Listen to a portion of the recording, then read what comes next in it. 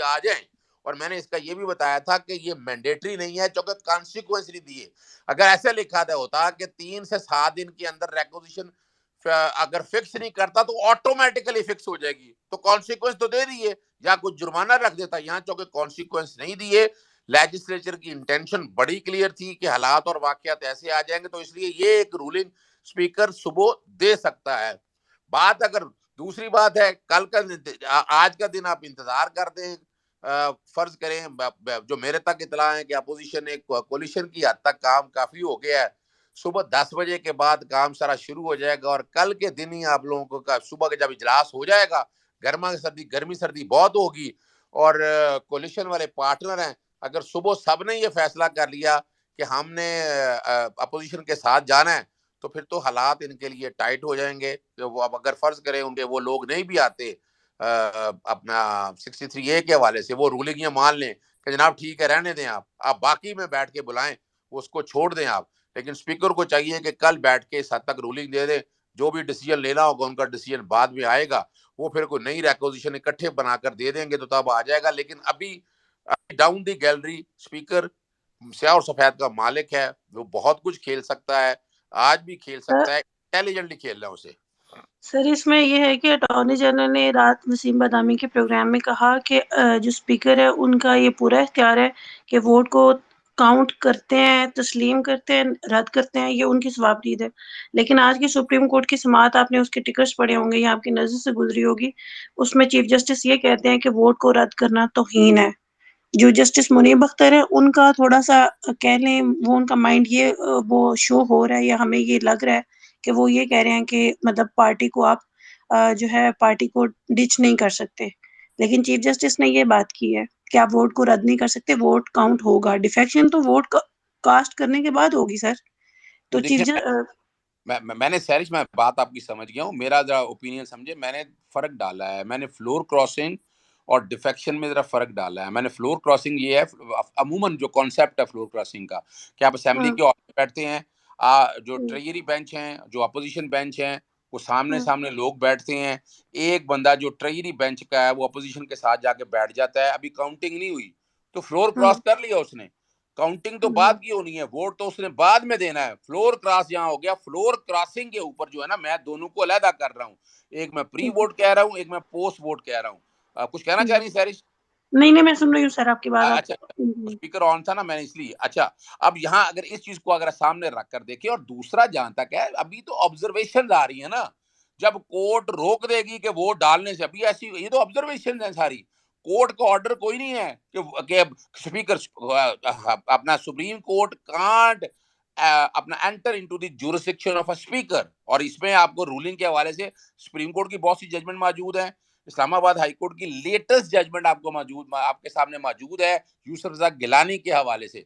तो supreme court जब रोकेगी तब की बातें हैं, अभी स्पीकर ऑल इन ऑल है, इस वक्त जंगल का शेर है वो, और ये वो जी सारे बिल्कुल ऑर्डर पास कर सकता है इस वक्त। बिल्कुल अजहर साहब, ऐसा ही है। मैं इस पे भी थोड़ा सा शकील साहब भी कमेंट करना चाहते हैं। असगर भाई ने काफी देर से वेट कर रहे हैं, कोई सवाल वो करना चाह रहे हैं, और मैं वो सवाल ले लेते हैं, फिर उसके बाद डिस्कशन को आगे लेते हैं। जी असगर साहब, आपके पास माइक है सर, सवाल। अस्सलाम वालेकुम जी। हेलो। जी हेलो वालेकुम सलाम जी, आपकी आवाज आ रही है, आप अ, सवाल करें। जी, मेरा क्वेश्चन बेसिकली जो मैंने आज वीलॉग सुना उनका, अमजद शेर साहब का। तो बेसिकली जो अमजद शेर साहब हैं वो, आई मीन हम तो यही समझते हैं कि वो तकरीबन वो यानी कि उनकी यानी कि फौज की तरफ से वो ज्यादातर यानी कि बोलते हैं। उन्होंने आज एक बात की अपने प्रोग्राम में। उन्होंने कहा जी ये जो ना यानी कि ये इनकी आपस में कुछ ना डील को आने की कोशिश कर रहे हैं, अपोजिशन की और इमरान खान की, कि जो है असेंबलियां यानी जो ये अपनी विड्रॉ कर लें जो है मोशन, और इमरान जो है यानी कि जल्दी इलेक्शन करवा दे। क्या कोई ऐसा सीन चल रहा है?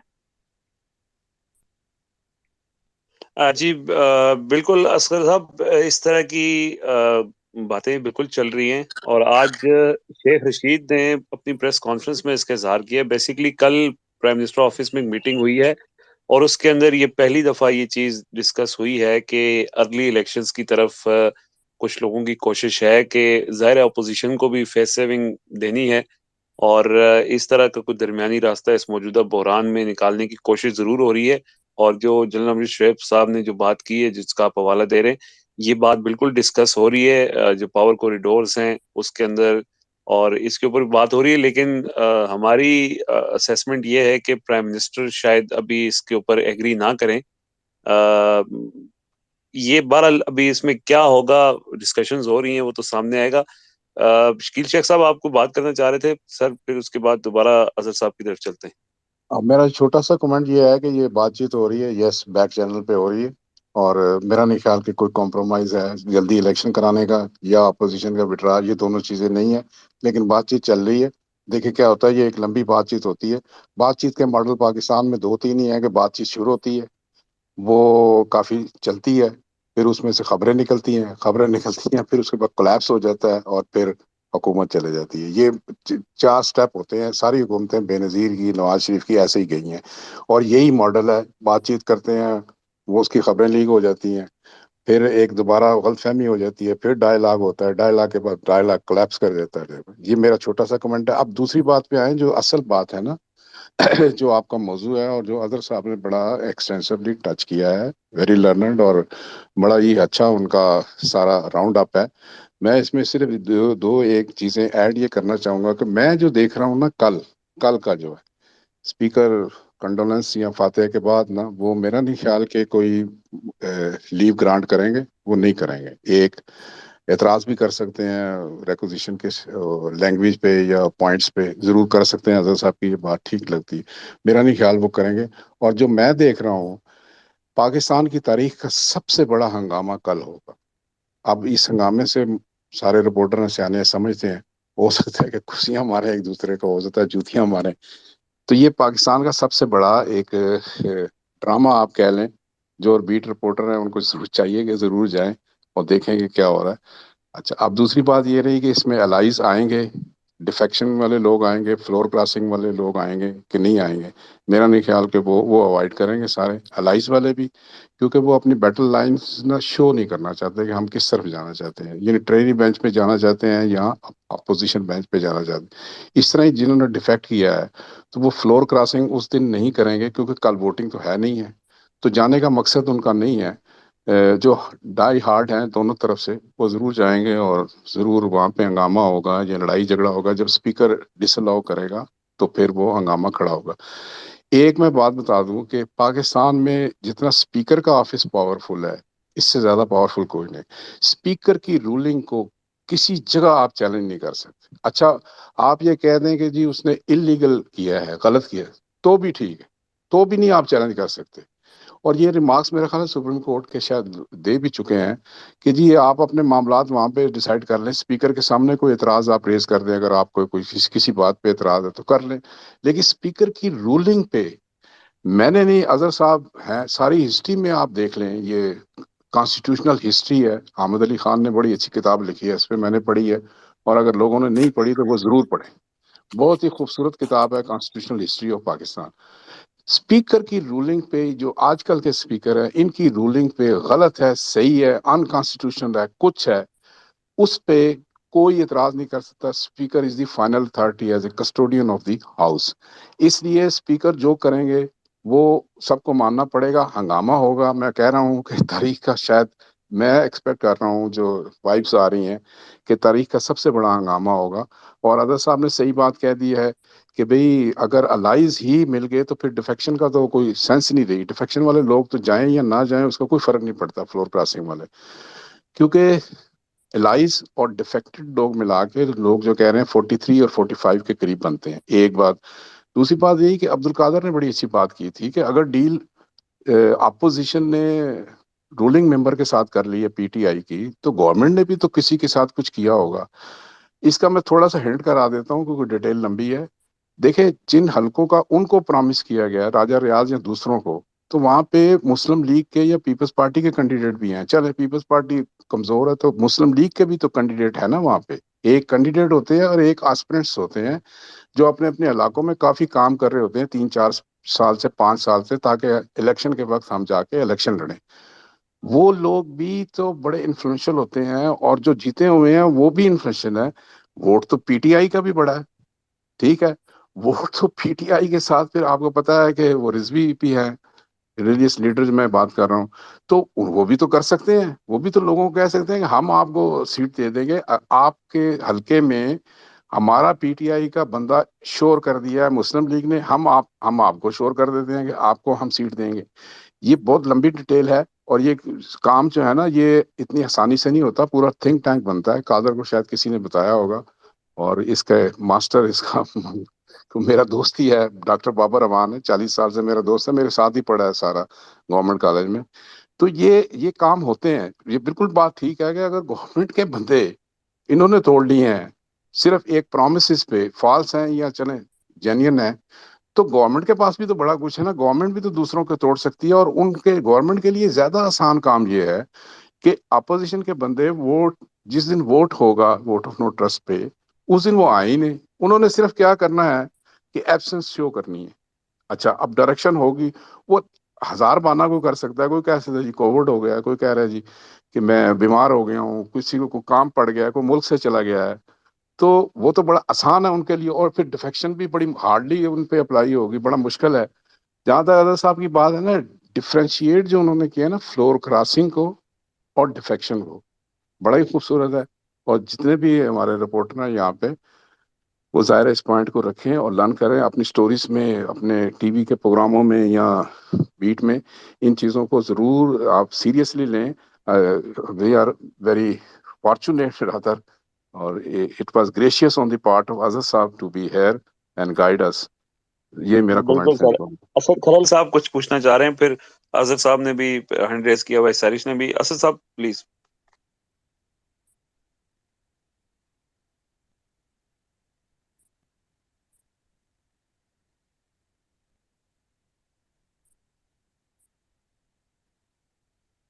जी असद खरल साहब, आप कुछ कहना चाह रहे थे? जी जी जी, हाँ सॉरी। मैं क्या हुकूमत ने ऑलरेडी नोटिस जो सर्व किया मुनर्रफ अरकान को, अगर 7 दिन के अंदर वो सेटिस्फैक्टरी जवाब नहीं देते तो यकीनन पार्टी जो है उनको डिफेक्शन क्लास इस हवाले से जो उस 63(1) के तहत कार्रवाई करते हुए स्पीकर को एक लिख सकती है कि हमें जो एविडेंस मिली है या जो इनको शो का सर्व भी किया उसके बारे में सेटिस्फाई भी नहीं किया, तो इसलिए इनके खिलाफ डिफेक्शन की प्रोसीडिंग जो है हम इनिशिएट करते हुए आपको इंटीमेट कर रहे हैं कि इनके खिलाफ रेफरेंस जो है वो भिजवाया जाए उसको इलेक्शन कमीशन ऑफ पाकिस्तान को। नंबर 1। अच्छा, दूसरी बात ये है कि जो सुप्रीम कोर्ट आज ऑब्जर्वेशन दे चुकी है कि मामला है जो नाहली ताहयात होनी है या इसका जो अरसा है उसको डिटर्मन जो करना है, ये काम है पार्लियामेंट का, हमने ये नहीं करना। तो ये काम भी पार्लियामेंट को दिया जा रहा है। और दूसरा ये है कि जो हुकूमती यानी पीटीआई की जानब से इनके ऊपर चार्जशीट बना के इनकी डिफेक्शन की प्रोसीडिंग के हवाले से और इलेक्शन कमीशन को रेफरेंस हवाले से और वोट इनके रोकने के हवाले से अगर पार्टी लिखती है तो स्पीकर इनके वोट को फिर कंसीडर उसके लिए करना मुश्किल हो जाएगा, उसके लिए एक जवाब होगा। और साथ ही स्पीकर ये अब बता चुके हैं, जो मेरी उनसे बात भी हुई है, कि वो इजलास जो है वो तो यकीनन माजी के जो प्रेसिडेंट्स हमारे सामने है, वो तो होगा, अर्जन होगा 25 मार्च के बाद। लेकिन उसके साथ आप देखें कि 3 रोज मिनिमम और 7 डेज आगे, तो ये 28 का ये शोकाज वाला पीरियड भी खत्म हो जाएगा। 29 मार्च को, 28 या 29 को, मैक्सिमम 30 मार्च तक दोबारा जो इजलास होगा उसके अंदर ये शुरू होगी। और उन्होंने वैसे कहा है कि यकम से 2 अप्रैल तक जो उन्होंने अपने तौर पे ये उस इजलास की, चूंकि स्टार्ट से शुरू होगी प्रोसीडिंग, ये दोबारा जो होगा 25 के बाद, तो यकम या 2 अप्रैल तक ये प्रोसीडिंग जो अदम एतमाद की है वो मुकम्मल हो जाएगी। उस दौरान सुप्रीम कोर्ट का जो फैसला है, जारी बात है, उसका भी इंतज़ार किया जाएगा। तो ये वो सारी चीज़ें हैं जो यानी चीज़ें आगे आने वाले दिनों में आ सकती हैं, पॉसिबिलिटीज़ जो हैं।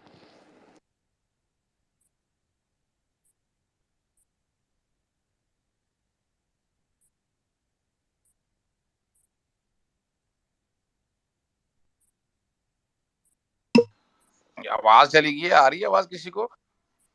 जी जी जी, हाँ आप बोले, मैंने अपना कंप्लीट कर लिया, आप अजहर साहब प्लीज। जी चलें चलें जी अजहर साहब। अच्छा चलें अपना शकील साहब के साथ बड़ी गुफ्तगू रहती है और जितना तजर्बा इनका है ना, असल तो भाइयों की तरह से है, बड़े हम इकट्ठे बहुत काम किए हैं हमने, तो इसलिए तो और बात देखें, वजह ये है ना, हम जब एक सेम माइंडेड लोग बैठते हैं ना, हमारा किसी पार्टी से अलाइनमेंट वाला इशू नहीं है। हमने देखना ये है कि इस मुल्क के लिए कौन बेहतर, और हालात ऐसे बताने हैं कि जो जिसका सोल्यूशन निकल सके। मेरे पास कंफर्म इतला है कि हर मैम कल गैलरी में पाकिस्तान मुस्लिम लीग नून, पीपल्स पार्टी, मौलाना फजलुर रहमान ने अपने बंदे इकट्ठे करने हैं।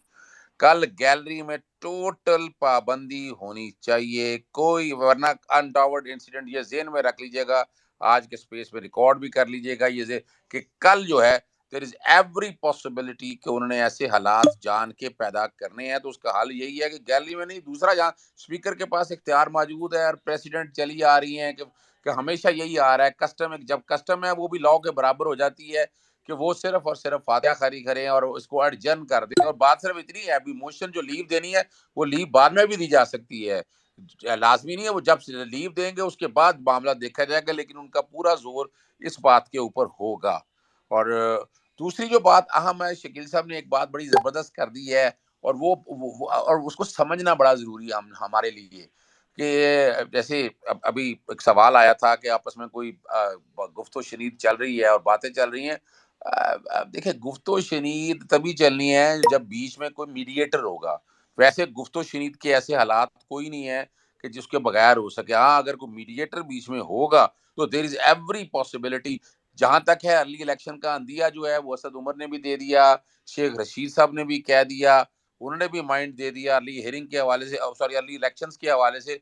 तो अर्ली इलेक्शन वाला मामला तो तब है कि अपोजिशन इस वक्त सर पे आई बैठी है, वो बैकफुट पे कब जाएगी? जब जल जाने वाले बैकफुट पे ले जाएंगे तो एक अलहदा बात है, वरना इस वक्त तो उनका जो उनकी वर्किंग है कि उन्होंने, चले डिफेक्शन वाले मामले अलहदा है, उन्होंने अलाइज पे, अगर कल अलाइज आ जाते हैं तो फिर कौन सी ऐसी चीज रह जाती है रिकॉर्ड पे कि वो जाएं? वो तो चाहेंगे। अच्छा, वो क्यों चाहेंगे कि गवर्नमेंट खत्म हो?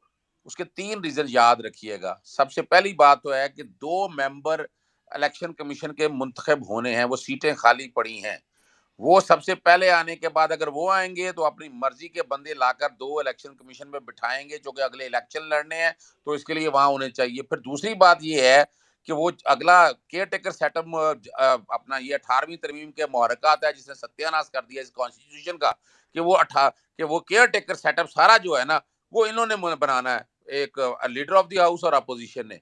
तो वो चाहेंगे कि उनके अपनी मर्जी की, यानी कि वो अपनी मर्जी के बंदे लाकर हर जगह असेंबलियों में बिठाएं, और बिठाकर और केयर टेकर सेटअप ऐसा लेके आए जो 35 पंक्चर या जो कोई जिस तरह के भी ऐसे लोग बिठा के, ताकि अपने मर्जी के मुताबिक वो रिजल्ट ले सकें। ये यानी ये उनकी एक स्ट्रेटजी लाजमी है। और तीसरी बात यह है कि वो बिल्कुल सवाल ही पैदा नहीं होता कि वो अपना टेन्योर पूरा करें। और मैं एक वैसी ऐलान कर चुका हूं और मैंने पटिशन बना ली हुई है कि अगर ये तहरीक अदम एतमाद के बाद आते हैं और असेंबलियां डिसॉल्व करती हैं तो वो विदाउट एनी जस्टिफिकेशन होगी, यानी रीजन ही कोई नहीं है।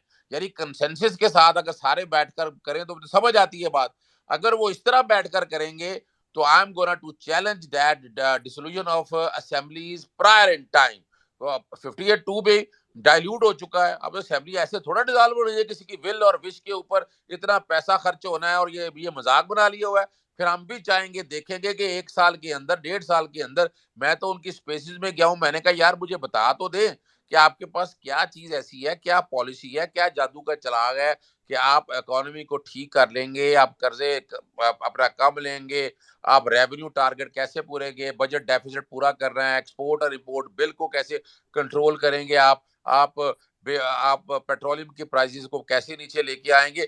एक on a lighter side Shakeel साहब ने जो बात इन बिटवीन कर दिया, वो तो अपनी शेडो कैबिनेट बनाए बैठे हैं इस वक्त। इसहाक डार जो मेरे दोस्त जो लंदन में है, वो तो बैठे बजट पे काम करते फिर रहे हैं। लोग पूछते हैं भाई यहाँ से तो राब्ते में कोई नहीं है, लेकिन वो तो भाई वो बैठे हुए अपनी शेडो कैबिनेट जो बनाई है उस पर बैठे वो काम कर रहे हैं और वो सीरियसली देख रहे हैं। शायद हम इस बात को लाइट ले रहे हैं, लेकिन वो लाइट नहीं है। शहबाज शरीफ से कुछ लोगों की मुलाकात हुई, हमारे कुछ दोस्तों की, वो तो बता रहे थे, वो तो बहुत खुश थे, वो तो बैठे हुए जी सारा हो गया, हमने ये कर लिया, वो कर लिया, हमने ये कर दिया। एक खबर में आप लोगों को और देता चलो जो मेरे तक इतला है, जो मैं समझता हो सकता है गलत हो, कि शहबाज शरीफ ये जो अभी अभी काम लेने के बाद ये जितनी सीटें ले रहे हैं, ये नोट कर लें हम सब दोस्त, ये किसी को सीटें नहीं मिलनी। यानी हो सकता है 2-4 को मिल जाए या लड़ाई झगड़े पड़ेंगे, वादा ही कर रहा है ना, जैसे शकील साहब ने कहा लॉलीपॉप ही देना, लॉलीपॉप दे दिया। और उसके बाद क्या, मैंने जब वो हेयरिंग पे गया इसकी मरियम नवाज की, तो वहाँ का जो एमएनएस वगैरह आए थे, मैंने उनसे पूछा भी तुम लोगों को क्या बनेगा? उन्होंने कहा सेनेट का टिकट दे। मैं क्या, कितने लोगों को सेनेट के टिकट देंगे भाई? और सेनेट के टिकट आप ऐसे जेबों में रखे हुए हैं कि सारे के सारे लाहौर में से आप अगर पंजाब में से लड़ानियां लड़ा रहे हैं, तो लॉलीपॉप उन्होंने पूरे दिए हुए हैं उन लोगों को। और कल आके क्या करेंगे? और एक बात और भी है, शहबाज शरीफ नेक्स्ट चीफ प्राइम मिनिस्टर के कैंडिडेट के तौर पर अगर अगर अगर ये कामयाब हो जाते हैं, तो Khawaja Asif is going to be the next prime minister. और शायद हमजा को भी ना लाना जाए पंजाब में। अगला जो कैंडिडेट जो उन्होंने चुना हुआ है, जो नवाज शरीफ ने चुना हुआ है, वो Rana Sanaullah ji. Thank you ji, thank you साहब। मेरे ख्याल में अब कंक्लूजन की तरफ बढ़ते हैं। काफ़ी लंबी डिबेट हो गई है और इसमें बड़ी फ्रूटफुल डिस्कशंस भी हुई हैं। ख़ास तौर पर शकील शेख साहब और अज़हर साहब, आपने हमें ये इज़्ज़त बख्शी, बड़ी ज़बरदस्त गुफ्तगू हुई है। और मैं चाहूँगा कि इस तरह की गुफ्तगू जो है और इस तरह की डिस्कशंस आगे भी चलती रहें। शकील शेख साहब, आप सर इस सारी सिचुएशन को सम अप करें और फिर उसके बाद हम कंक्लूड करते हैं। अच्छा जी सर। अच्छा मैं अच्छा थैंक यू अदर साहब, असद साहब और कादर और सारे। मैं वैसे कम जाता हूँ अदर साहब के स्पेस पे, मैं चला जाता हूँ इनसे मैं, लेकिन मैं जाता कम हूँ, तो जाते जाते मैं सिर्फ जस्ट जस्ट ए मिनट का मैं आपसे शेयर कर देता हूँ जो सर्कुलेट हो रहा है, कि जिसको लोग ट्रम्प कार्ड कहते हैं। है तो नहीं, मेरे ख्याल से नहीं है, मैं तो एजुकेट होऊंगा। अदर साहब अगर सुन रहे हैं तो वो मुझे ज़रूर एजुकेट करेंगे। वो लोग ये कहते हैं, और जो सर्कुलेशन में आया है, पता नहीं आप लोगों के नॉलेज में आया है कि नहीं, कि जी 2 या 4 दिनों में, 5 दिनों में प्रेसिडेंट ऑफ पाकिस्तान जो है वो प्राइम मिनिस्टर को कहेंगे कि आप वोट ऑफ कॉन्फिडेंस ले लें। अच्छा, इसमें कोई बार नहीं है कॉन्स्टिट्यूशनली कि वोट ऑफ कॉन्फिडेंस भी मूव हो सकता है और वोट ऑफ नो कॉन्फिडेंस भी। लिखा नहीं है कि भाई वो नहीं मूव हो सकता, ठीक है। अच्छा, अगर प्रेसिडेंट प्राइम मिनिस्टर को ये कहें कि आप वोट ऑफ कॉन्फिडेंस ले लें, तो speaker can delay it for 2 month to 60 days tentatively. Unlimited तो नहीं है, जैसे अटॉर्नी जनरल ने कहा कि बिल्कुल ही आप नहीं कर सकते बहुत अरसे के लिए, लेकिन एक अंदाजे के मुताबिक स्पीकर जो है वो अगर ये कह दें कि जी मैं, जो प्रेसिडेंट ने कहा है कि prime minister vote of confidence ले, मैं पहले उसको लूंगा, और ये कहते हुए वो 2 महीने के लिए उसको डिले कर। अच्छा, ये कैपिटल की जो कॉन्स्पिरेसीज हैं उसका भी ये पार्ट है कि सारा कुछ चलता है। अदर साहब, आप तो खैर सारा कुछ जानते हैं, कॉन्स्पिरेसी भी चलती है, थ्योरी और जो भी इंट्रीग्स चलती हैं उसमें। तो वो ये कहते हैं कि अगर प्रेसिडेंट ये कह दे कि भाई प्राइम मिनिस्टर साहब आप जो है ना वो वोट ऑफ कॉन्फिडेंस लें, और स्पीकर जो है वो अपनी पावर को एक्सरसाइज करते हुए 2 महीने के लिए उसको डिले करें, एक चीज हो गई। अब जब वो लेंगे तो उनके ख्याल में ये है कि भाई वो वोट ऑफ कॉन्फिडेंस नहीं ले सकेंगे जब 2 महीने के बाद आएगा। फर्ज करें कि वो नहीं ले सके, तो स्पीकर साहब ये कहेंगे कि अच्छा जी, वो तुमने वोट ऑफ कॉन्फिडेंस नहीं लिया, तो फिर वो प्राइम मिनिस्टर जो है बकौल एतजाज हसन के सारी पावर इंजॉय करेंगे, और वो प्राइम मिनिस्टर कंटिन्यू करेंगे, और speaker can delay for other 60 days. 2 महीने और डिले करेंगे for new man to take vote of confidence, और या लीडर ऑफ द हाउस बने।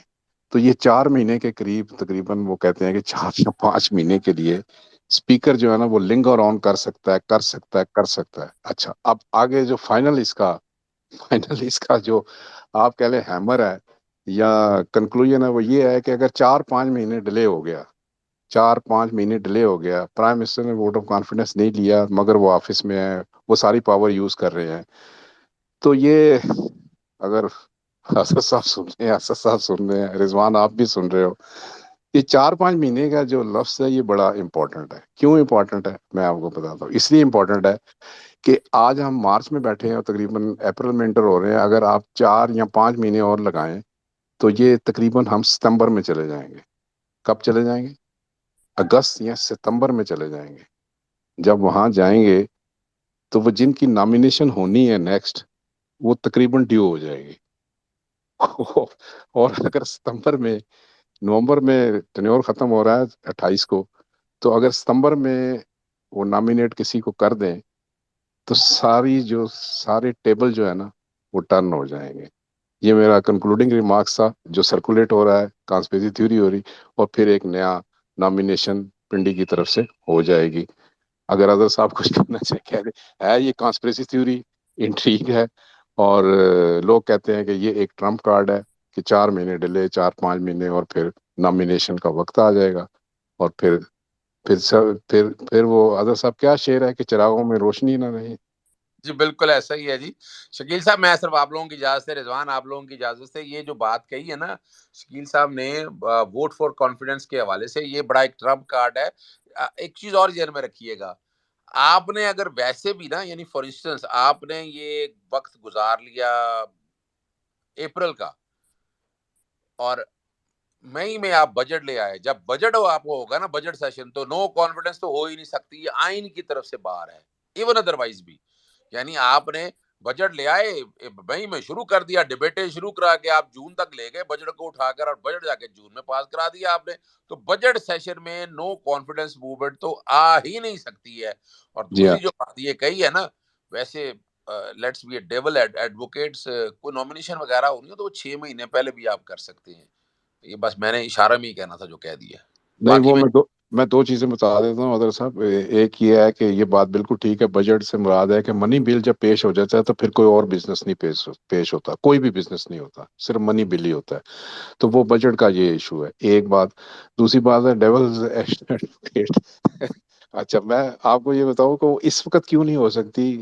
आप कह रहे हैं इस वक्त हो जाए, तो ड्यू अपॉलजी और विद ग्रेट रिस्पेक्ट, इस वक्त इसलिए नहीं हो सकती कि जिनको वो नॉमिनेट करना चाहते हैं सबको पता है वो कोई, मेरा ख्याल है कि 11वें या 12वें नंबर पे है रैंकिंग में, यानी सीनियरिटी में। तो ये मिलिट्री में हुआ नहीं है कभी कि 11-12 बंदे ऊपर वाले जो हैं वो एकदम से नहीं नहीं नहीं, मतलब मैं सुपरसीड शकील हो साहब चाहूंगा कि इतना ज्यादा खुल के बातें नहीं होनी चाहिए। मैं जरा वाइड कराना चाहूंगा।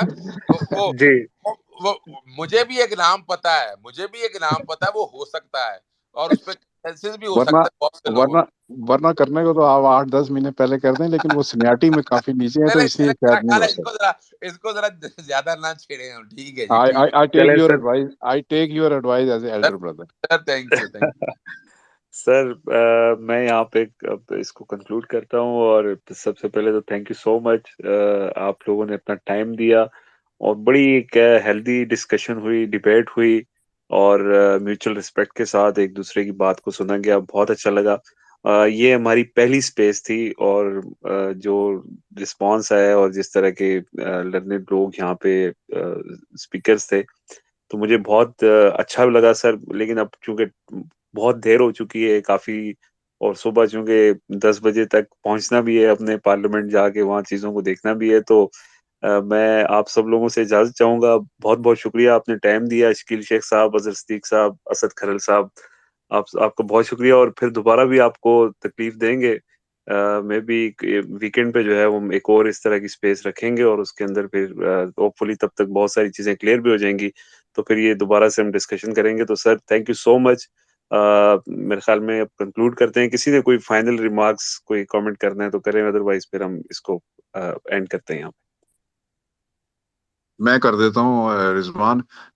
It was a wonderful discussion, और बड़ी ही एरुडाइट किस्म की हुई है, एरुडाइट लोग थे, और enjoyed it lot. You are a young journalist and may Allah prosper you. और लोगों की गाइडेंस और बड़ों की रिस्पेक्ट करके आपने काफी इज्जत कमाई है। I have a full respect for you, और अल्लाह आपको और तरक्की दे। Thank you so much sir, thanks for your kind words. और इंशाल्लाह वीकेंड पे हम इंशाल्लाह दोबारा एक स्पेस रखते हैं, और फिर दोबारा आपको तकलीफ देंगे। तो बहुत बहुत शुक्रिया सबका जी। अल्लाह हाफिज, थैंक यू।